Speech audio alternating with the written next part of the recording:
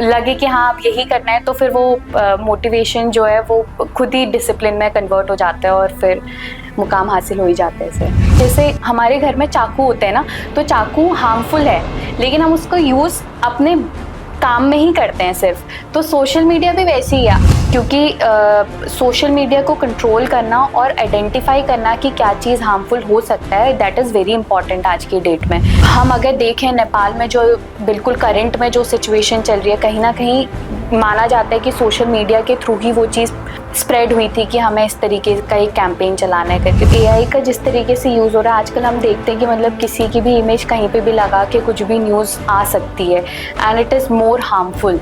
मतलब जितना हम सोच भी नहीं सकते वो उससे ज़्यादा हार्मफुल है। नमस्कार दोस्तों, मैं विशाल शर्मा।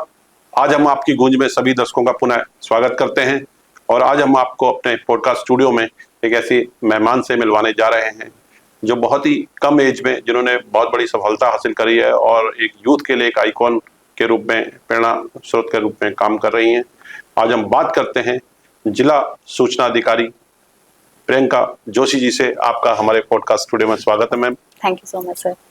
और आज हम बात करेंगे हम तमाम उन मुद्दों को लेकर के, लोक कला केंद्र के कलाकारों को लेकर के, पत्रकारों को लेकर के और सरकार द्वारा दी गई स्कीमों को लेकर के घर घर तक कैसे पहुंचाया जाता है।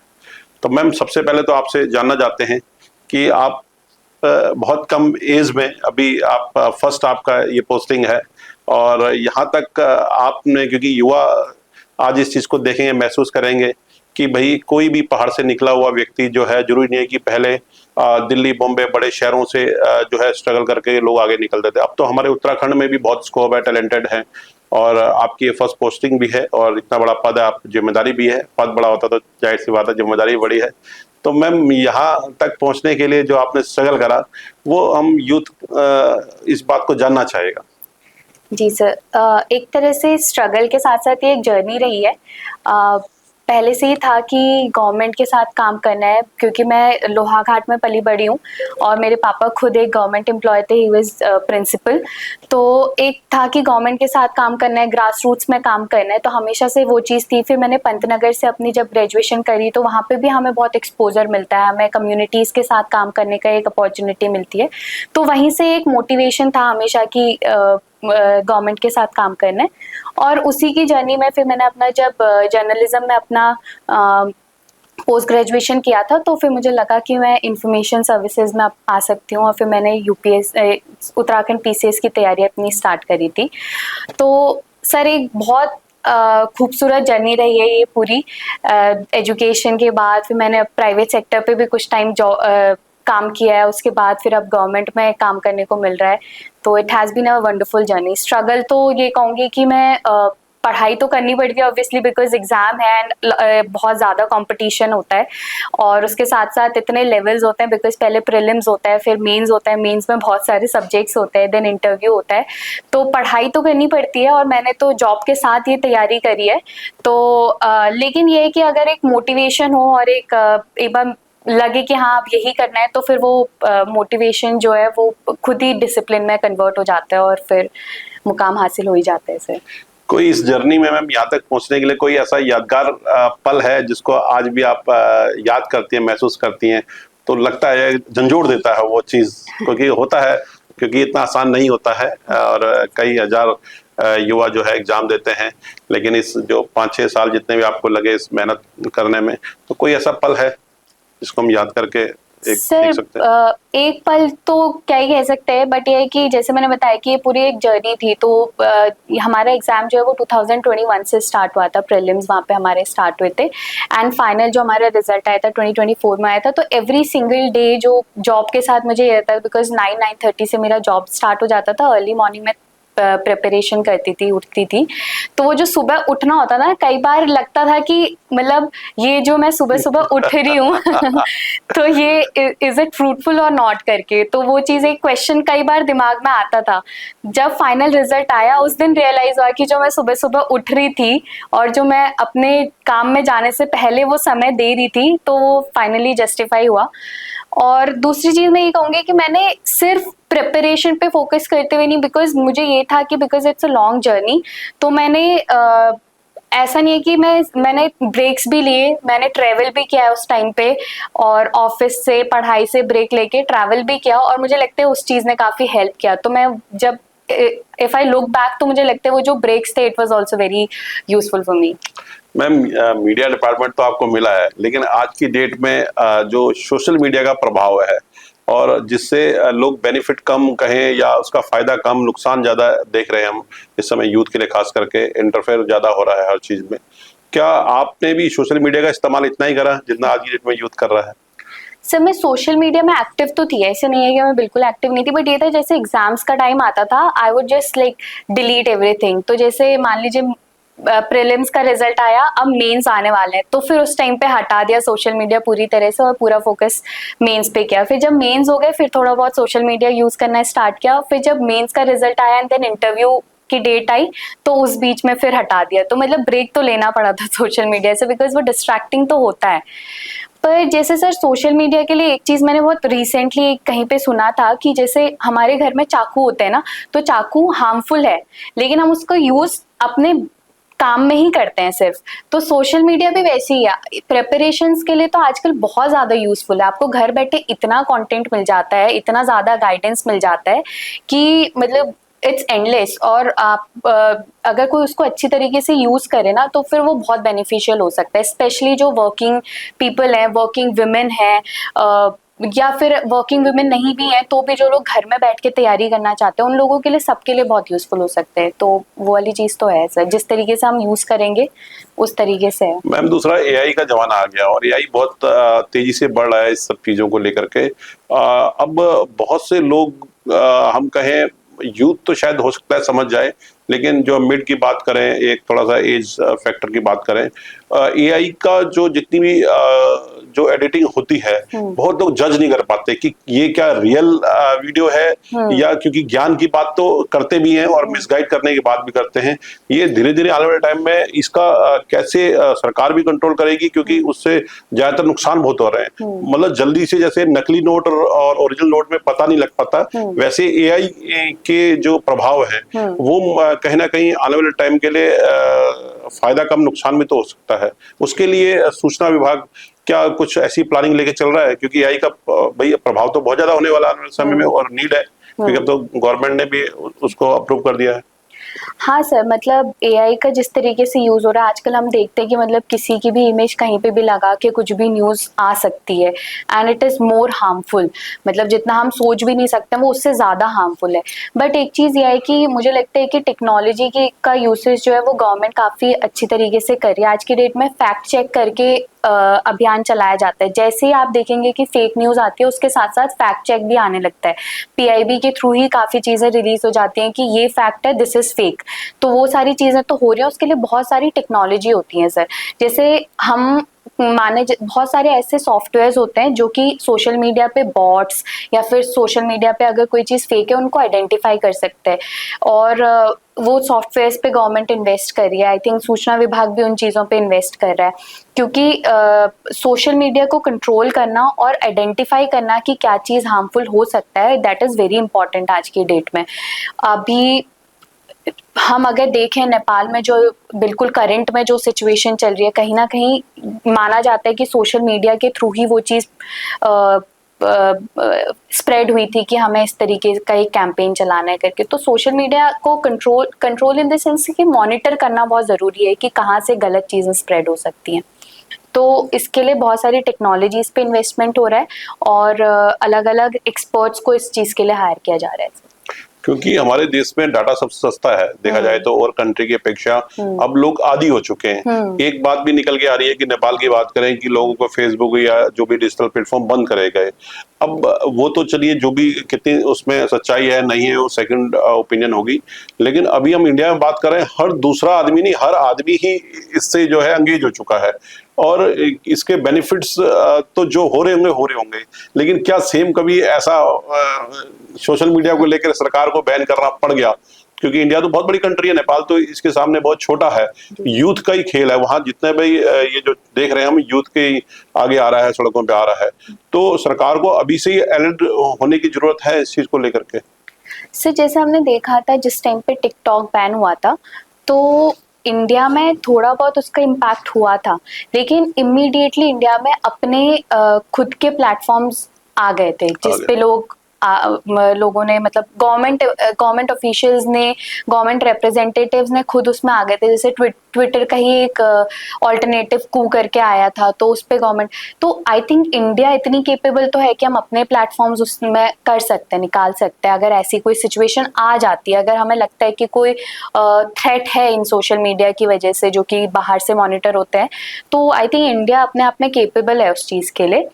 और आई थिंक मुझे लगता है कि थोड़ा बहुत अनरेस्ट हो सकता है, लेकिन इस लेवल तक का अनरेस्ट तो सर मतलब आई डोंट थिंक ऐसा होगा। वो तो चलिए वक्त की बात है। बहुत दूसरा मैम, जैसे सरकार की जो भी स्कीमें होती हैं, आपका जो डिपार्टमेंट है वो लेके जाता है। आजकल डिजिटल जमाना है, लेकिन गांव-गांव अभी भी कई, क्योंकि हम उत्तराखंड की बात करें तो कई पहाड़ी एरिया ऐसा है कि वहाँ इंटरनेट की सुविधा नहीं है, और क्योंकि सरकार की स्कीमें तो घर-घर तक जानी है, चाहे पहाड़ हो या प्लेन हो, जो कोई भी है।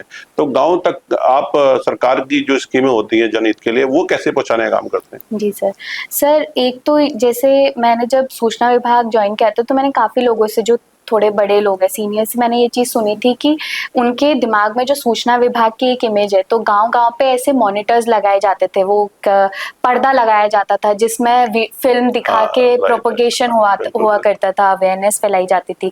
तो उसी का थोड़ा मॉडर्नाइज्ड रूप अभी सूचना विभाग में चल रहा है कि हम लोग जो भी हमारे सांस्कृतिक दल है, हम लोग बहुत सारे सांस्कृतिक दल को अपने में एनरोल करते हैं, ऑडिशन करके उनको एनरोल किया जाता है, डिस्ट्रिक्ट वाइज वो एनरोलमेंट होता है, और उनको प्रोग्राम्स दिए जाते हैं, उनको अवेयरनेस, पहले उनको ट्रेनिंग दी जाती है कि क्या क्या प्रोग्राम्स हैं, क्या क्या स्कीम्स और प्रोग्राम्स की अवेयरनेस उन्हें फैलानी है, और फिर उनको प्रोग्राम्स दिए जाते हैं कि वो गांव में जाके उस चीज़ को प्रोपगेट करें। उसके साथ साथ सर हम मतलब जो डिजिटाइज्ड वर्जन है, जैसे पैम्फलेट्स हो गए, या फिर हमारे काफ़ी क्रिएटिव बैनर्स और होर्डिंग्स वगैरह लगा के भी अवेयरनेस फैलाई जाती है। और जिस तरीके से जनता मिलन एक होता है, उस तरीके से शिविर भी लगाया जाता है अवेयरनेस के लिए। तो ये सारी चीजें डिपार्टमेंट कर रहा है ग्रास रूट्स तक पहुंचने के लिए। आपने भी लोक कलाकारों की बात करी, और उत्तराखंड में तो एक कल्चर ही हमारा इसी पे पूरा काम करता है। तो इनको लेकर के, क्योंकि गवर्नमेंट का बहुत टाइम से रेट नहीं बढ़े, उनका जो बजट मिलता है उनको, जो भी डांस ट्रूप होते हैं हमारे, और या छोलिया जो है नृत्य वाले होते हैं, तो काफी बार वो सरकार से गुहार लगा चुके हैं। अभी कोई ऐसा रिसेंट में ऐसा कुछ है कि उनको और थोड़ा अच्छा पैकेज मिल सके, क्योंकि खर्चा तो होता ही आने जाने में, तो ऐसा कुछ है गवर्नमेंट सोच रही है इनके लिए? सर अभी बहुत रिसेंटली हमारे ऑडिशन हुए थे, और वहाँ पे जितने ग्रुप्स आए थे, ये वाली पॉइंट रेज हुआ था कि थोड़ा सा रेट्स बढ़ने चाहिए। तो इस चीज़ पे डिस्कशन हो रहा है, डायरेक्टरेट लेवल पे डिस्कशन चल रहा है इस चीज़ पे, एंड शायद से आने वाले समय में रेट्स जल्दी बढ़ भी जाएंगे। बहुत बढ़िया। और दूसरा मैम, जैसे हम देखते हैं पूरे पत्रकारों का तमाम, चाहे हल्द्वानी हो, नैनीताल हो, कहीं भी हो, हम देखते हैं कि अब तो कई सारे क्लब बन गए हैं, और पहले एक क्लब होते थे हर शहर में। तो उनकी कुछ समस्याएं आती हैं आपके पास पत्रकारों की, आपसे कुछ गुटबाजी, मतभेद या इस टाइप से कुछ आते हैं जिनको आप सॉल्व करते होंगे? सर मतभेद तो उतना नहीं, मतलब हमारे पास जो प्रॉब्लम्स आती हैं काफ़ी वेलफेयर से रिलेटेड ही आती हैं, क्योंकि पत्रकार अपनी मतलब समस्याएं हमारे पास रखते हैं कि काफ़ी चीज़ें, जैसे इंश्योरेंस से रिलेटेड चीज़ें हैं, क्योंकि वो लोग फील्ड पे जाते हैं, काफ़ी डेंजरस जगह पे वो लोग जाते हैं, तो उनके वेलफेयर से रिलेटेड चीज़ें हमारे पास आती हैं, क्वेश्चंस आते हैं। तो उस चीज़ को लेके हमारे डायरेक्टरेट लेवल से काफ़ी लोग आते हैं यहाँ पे, बात करते हैं। अभी मेरे आने के बाद, मुझे अभी जितना टाइम हुआ है, तो 3-4 बार हमारे मतलब सीनियर्स आ चुके हैं, सीनियर रिप्रेजेंटेटिव्स आके यहाँ पे उनसे मिलते हैं, बात करते हैं, उनकी प्रॉब्लम्स नोट डाउन करके उसको लेकर जाते हैं, और उस पर बातचीत चलती है, डिस्कशंस होते हैं। अभी जैसे डिजिटल मीडिया को लेके हमारे उसमें आया था, तो डिजिटल मीडिया की एक ड्राफ्ट पॉलिसी हम बन चुकी है, उस पे काम हो रहा है। तो इस तरीके से सर उनके जो इश्यूज होते हैं वो डायरेक्टरेट तक पहुंच जाते हैं। मैम, अब जिस हिसाब से हम डिजिटल प्लेटफॉर्म की बात कर रहे हैं, जिस हिसाब से बढ़ रहा है, नीड भी कहेंगे हम इससे, क्योंकि जब से सोशल मीडिया एक्टिव हुआ उस समय से नीड भी है। अब हर आदमी पत्रकार बन चुका है। पहले सिर्फ अखबार या टीवी चैनल को बोलते थे कि यार ये पत्रकार है। पत्रकार का मीनिंग थोड़ा सा बदल गया है। जो समाज में अवेयरनेस फैला रहा है, वो कहीं भी उसके सामने घटना घटते उठा करके वीडियो बना करके फेसबुक, व्हाट्सएप कहीं भी डाल देता है। तो समाज को उससे कई सारे बेनिफिट भी होते हैं। लॉसेस तो कम ही होते हैं, लेकिन बेनिफिट है एकदम से भाई प्रशासन को पता लगता है तो वहाँ एक्टिव होकर पहुंच जाता है। अब क्या सरकार जिस हिसाब से चैनल कहें, यूट्यूब चैनल कहें या हमारे ये जितने भी सोशल मीडिया प्लेटफॉर्म के जो पत्रकार हैं, क्या इनको लेकर के सरकार थोड़ा सा आगे स्कीम्स ला रही है? क्योंकि अब छटनी करना तो बड़ा टफ हो जाएगा, क्योंकि अब देखते हैं कई फेसबुक ऐसे पत्रकार हैं जिनके कई हजार नहीं लाख लाख फॉलोवर भी हैं और उनकी नीड भी है, समाज उनको देखना चाहता है, सुनना चाहता है। वो बड़े अखबारों से ज्यादा उनकी डिमांड है, उनके बिना आए हुए जो है प्रेस शुरू नहीं होती है, तो उनको लेके सरकार कुछ सोचती है? सर हाँ, मतलब क्योंकि हमारे जैसा आपने कहा कि हमें एक कॉन्सेप्ट पढ़ाया गया था मोबाइल जर्नलिज्म, तो आज की डेट में मोबाइल जर्नलिज्म का टाइम है। जिसके पास मोबाइल है, जो जहाँ पे कंटेंट क्रिएट कर सकता है, वो जर्नलिस्ट, मतलब जर्नलिस्ट नहीं कहेंगे बट मतलब एटलीस्ट जो भी हाँ काम कर ही रहा है कर इनडायरेक्टली रहे हैं इनडायरेक्टली, और कहीं ना कहीं ये समाज के हित में ही है। लेकिन तो इस चीज को लेते अब ड्राफ्ट स्टेज पे है, हमारी एक डिजिटल मीडिया पॉलिसी भी आ चुकी है जो कि अभी ड्राफ्ट स्टेज पे है। उस पे डिस्कशंस चल रहे हैं। अभी थोड़ा टाइम पहले तक का वो पब्लिक डोमेन पे भी थी, लोग अपने रिकमेंडेशंस उसमें दिए हैं, काफ़ी हमारे जर्नलिस्ट ने उसमें रिकमेंडेशंस दिए हुए हैं। तो सर उस पर काम चल रहा है और शायद से जल्दी वो आ भी जाएगी। अरे बहुत अच्छी बात है, क्योंकि अब समय की डिमांड भी है जहाँ तक सभी को मालूम है जी। और दूसरा मैम, आपके डिपार्टमेंट में बहुत सारे लोगों को ये मालूम ही नहीं होता है कि जिला सूचना के ये काम होते हैं, क्योंकि वो सिर्फ जो है पत्रकारों तक आदान प्रदान तक ही सीमित होता है न्यूज़ का।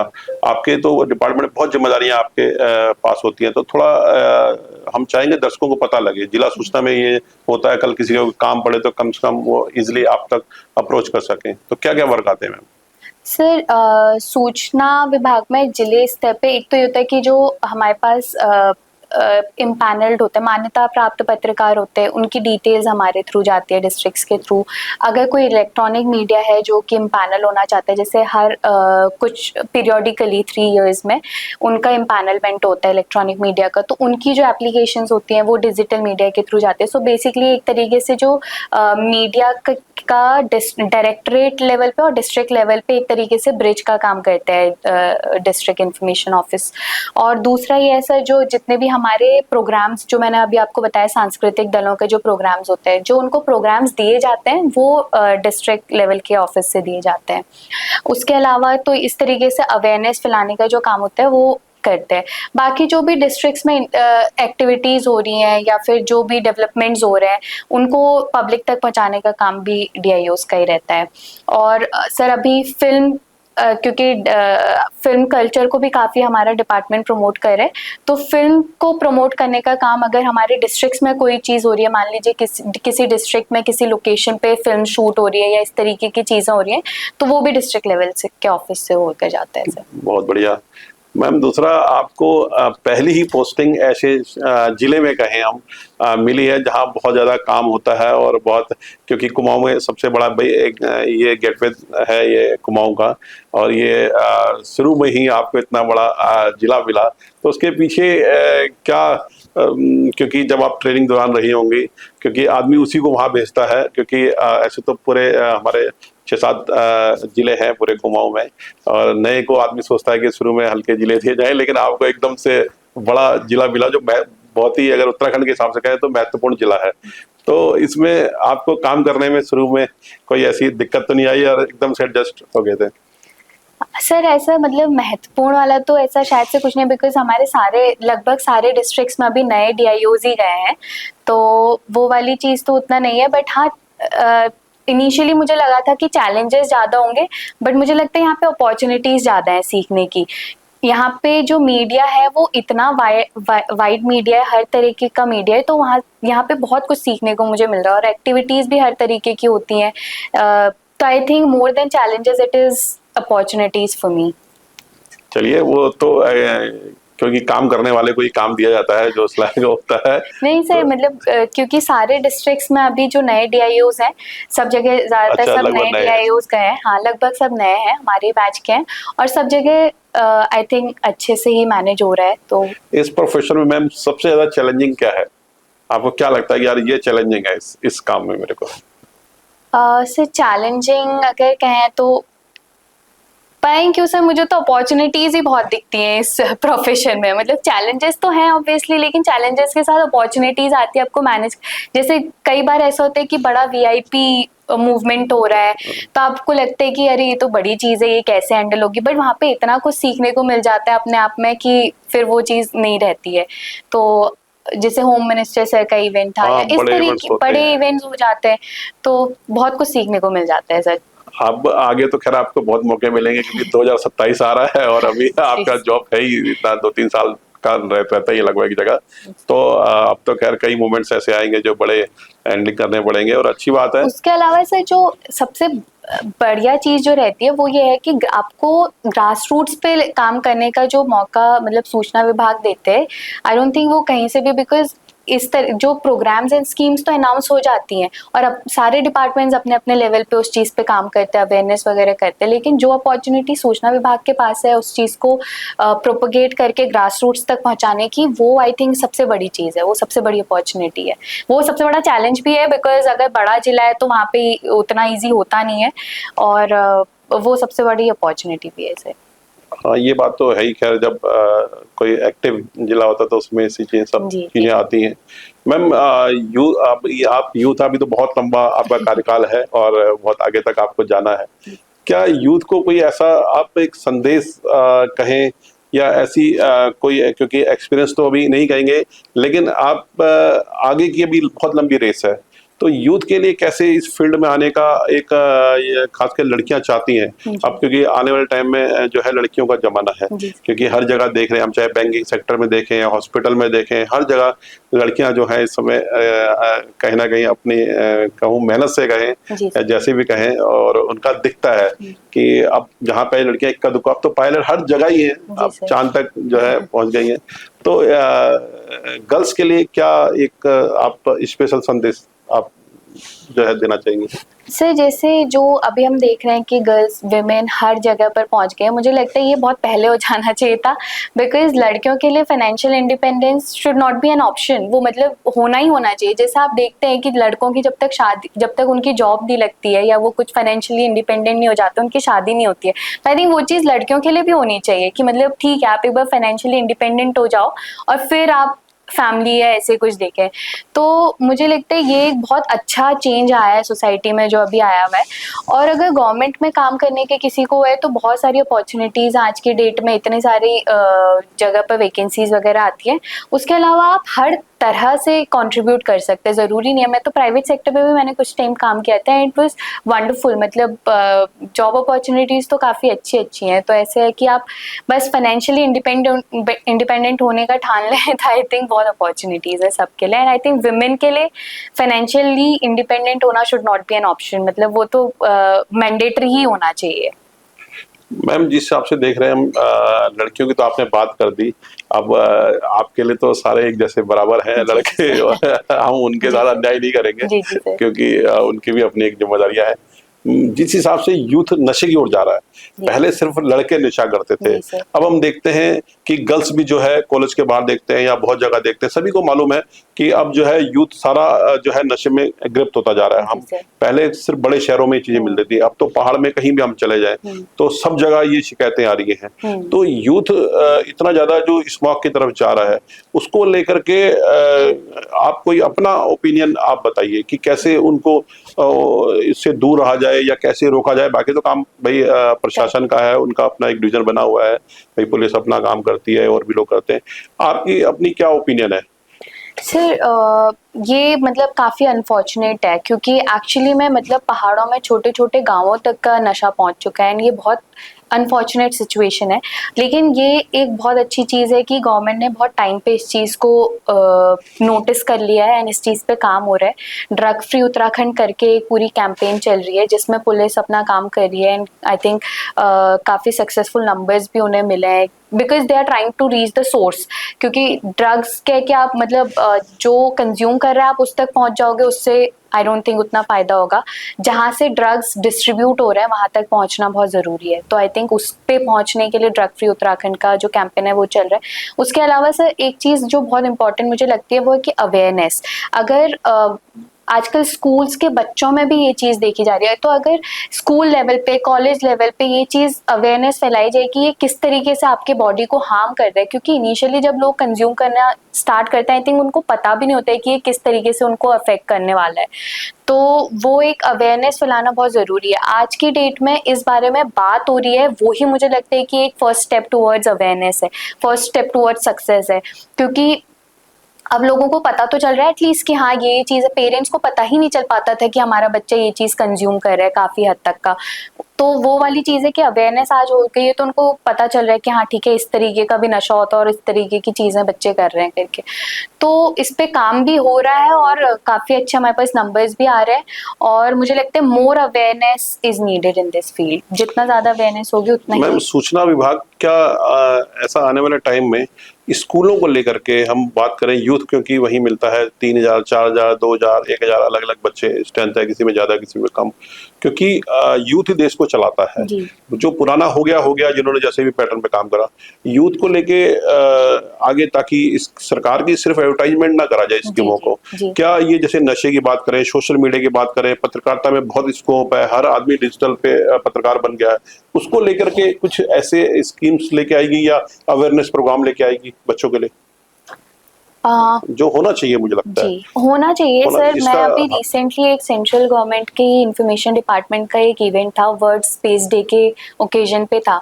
उसमें काफ़ी रिनाउंड साइंटिस्ट को बुला के वहाँ पे एक मतलब स्पेस और एस्ट्रोनॉमी और इस चीज़ पे एक काफ़ी अवेयरनेस प्रोग्राम चलाया गया था। चंद्रयान पे वहाँ पे बताया गया था।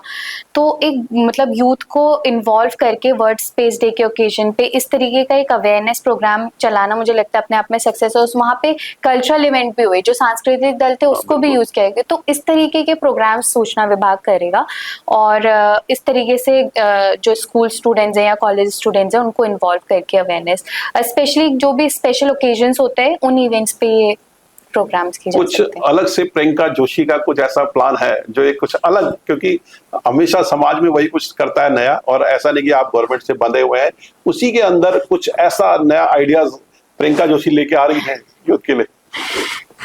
सर आई थिंक ऐसा अलग आइडिया तो आई डोंट नो, क्योंकि काफ़ी चीज़ें डिपार्टमेंट में ऑलरेडी हो रही हैं। बट मुझे लगता है कि सबसे जो इम्पोर्टेंट चीज़ है वो यही है कि सबको इन्वॉल्व करके चलना है। जैसे आपने अभी स्टूडेंट्स की बात करी, तो कॉलेज स्टूडेंट्स, स्कूल स्टूडेंट्स, फिर विमेन एम्पावरमेंट, सबको एक साथ लेते हुए अवेयरनेस क्रिएट करते हुए, और डेवलपमेंट तो तभी हो पाएगा। नहीं होना चाहिए। आज देखिए, हम जब तक कुछ नया करने की नहीं सोचेंगे, बहुत सारे अधिकारी ऐसे जिनको आज भी याद करा जाता है, ऐसा नहीं है। अब्दुल कलाम जी हम देखते हैं, उदाहरण देते हैं, हर आदमी देता है, पूरा विश्व देता है उनका, कुछ नया करा उन्होंने। तो ऐसी अब आपको अपॉर्चुनिटी मिली है, क्योंकि अभी तो आप बहुत कम एज की हैं और अभी बहुत लंबा जाना है। तो मुझे लगता है कि आपके पास तो भाई गवर्नमेंट से एक अथॉरिटी है ही, और आप कर भी सकती हैं, और अच्छे आइडियाज देंगे तो भाई सरकार का भी नाम होता है, शाबाशी मिलती है उसमें। आप ऐसा नहीं है। दूसरा मैम, एक बात है, आप कैरियर में आपने पुराने भी पत्रकारों को देखा होगा, बचपन से आप देखती आ रही होंगी।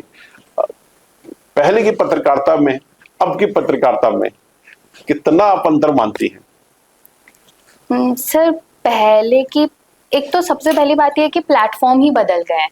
पहले लिमिटेड सोर्सेज होते थे, आज की डेट में ये है कि बहुत ज़्यादा सोर्सेज हैं। आप चाहे सोशल मीडिया के किसी भी प्लेटफॉर्म के थ्रू अवेयरनेस कर लें, आप प्रिंट मीडिया के थ्रू कर लें। तो सबसे पहले तो ये है कि सोर्सेज बहुत बदल गए।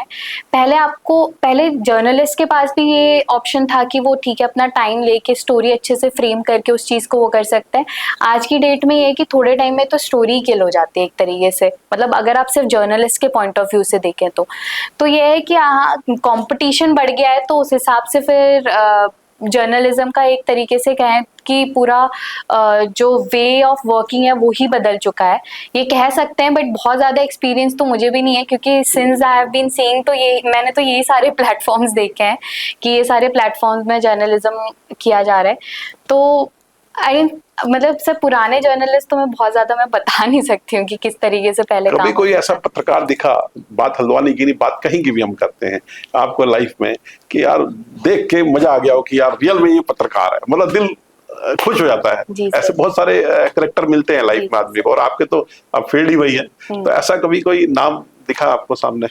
हाँ सर जरूर। मैं पी साईनाथ जी जो हैं, उन्होंने डेवलपमेंट जर्नलिज्म में जो काम किया है, या नीलेश मिश्रा जी डेवलपमेंट जर्नलिज्म में गांव कनेक्शन जिनका है, तो ये 2 लोगों से तो मैं बहुत ज़्यादा इंस्पायर्ड थी सर। मैं हमेशा से डेवलपमेंट जर्नलिज्म में जाना चाहती थी। जैसे मैं बताया कि मैं ग्रेजुएशन के टाइम पे भी कम्युनिटी से इंगेज होने का बहुत अपॉर्चुनिटीज़ मिली, तो मैं तब से सोचती थी कि मुझे डेवलपमेंट जर्नलिज्म में कुछ करना है। अब शायद से सूचना विभाग के थ्रू मुझे वो अपॉर्चुनिटी भी थोड़ा मिल रही है।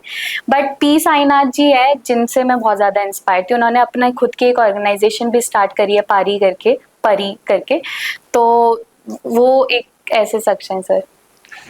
प्रियंका जोशी किसको अपनी सफलता का श्रेय देना चाहती है?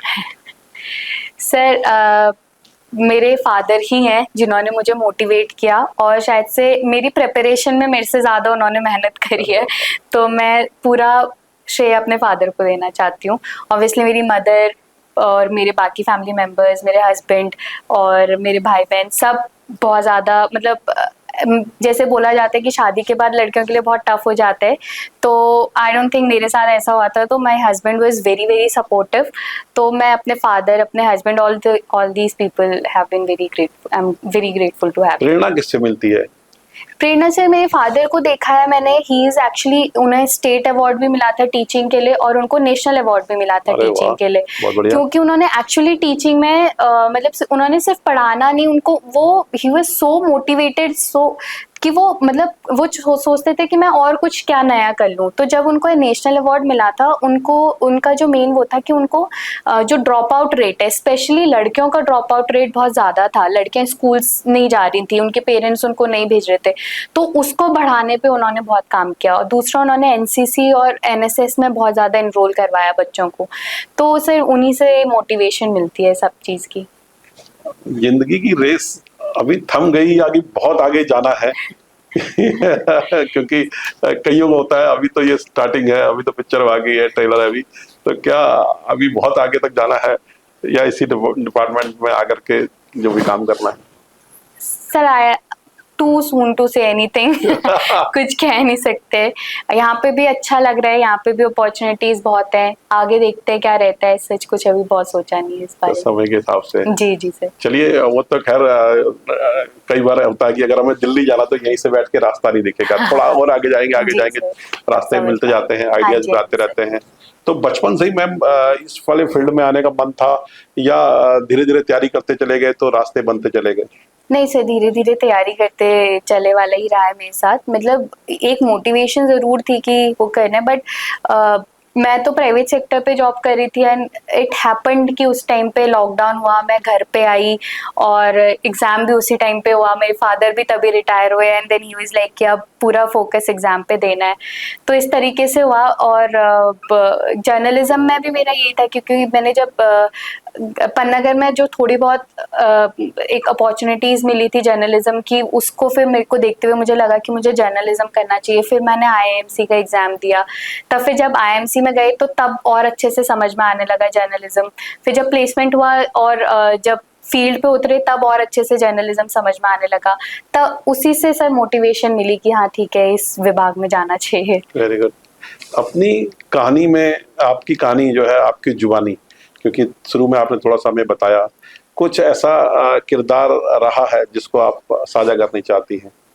कोई आपकी इस अपने लाइफ में जितना भी आपने टाइम दिया है इस काम को भी, अपनी फैमिली के साथ भी, समाज को भी, कोई ऐसा किरदार था जिसका पिताजी के अलावा वो तो आपके प्रेरणा स्रोत का काम करा है, जिसको आप, होता ना कि एक दोस्त मिला, उसने ऐसा करा यार, उसकी वजह से जो है बड़ा हम आगे पहुंचे, या कई सारे अलग अलग कैरेक्टर होते हैं सबकी जिंदगी में, कोई ऐसा किरदार है?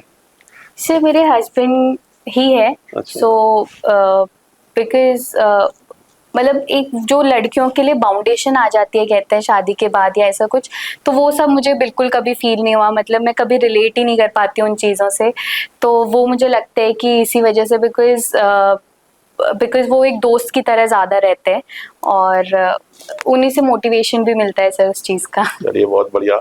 अब मैम, अंतिम में मैं आपकी गूंज पॉडकास्ट के चैनल के माध्यम से मैं चाहूँगा कि आप जो है एक सारे पत्रकारों को भी और उत्तराखंड के जितने यूथ हैं उन सब के लिए एक संदेश के रूप में, ताकि वो एक, क्योंकि आप यूथ आइकॉन भी हैं, तो उनके लिए एक प्रेरणा का काम करें, तो कोई संदेश चाहेंगे आपसे? सर मैसेज तो जर्नलिस्ट के लिए यही रहेगा, बिकॉज आपके पास बहुत ज़्यादा एक रिस्पॉन्सिबिलिटी भी है और एक बहुत ज़्यादा एक तरीके से पावर भी है कि आप अपने प्लेटफॉर्म के थ्रू बहुत ज़्यादा अवेयरनेस फैला सकते हैं, अच्छी चीज़ें फैला सकते हैं। तो आई विल से कि use your platform to spread good things और पॉजिटिविटी स्प्रेड करने के लिए उसको यूज़ करें।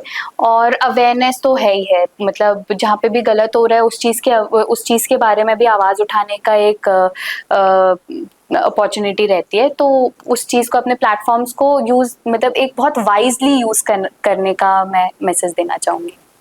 चलिए, आपसे बात करके बहुत कुछ सीखने को मिला होगा सभी को, जितने दर्शक हैं, यूथ हैं। और मुझे लगता है क्योंकि अभी तो रेस बहुत लंबी है, और आपका जो है मैं स्पेशल पूरी अपनी टीम की ओर से इस आपके गूंज पॉडकास्ट की तरफ से धन्यवाद देता हूँ, आपने इतना कीमती समय दिया। और फिर हम सभी दर्शकों को बताएं, ऐसी महान शख्सियत को आपके बीच में पुनः जो है लेके आएंगे। तब तक के लिए जय हिंद, जय भारत।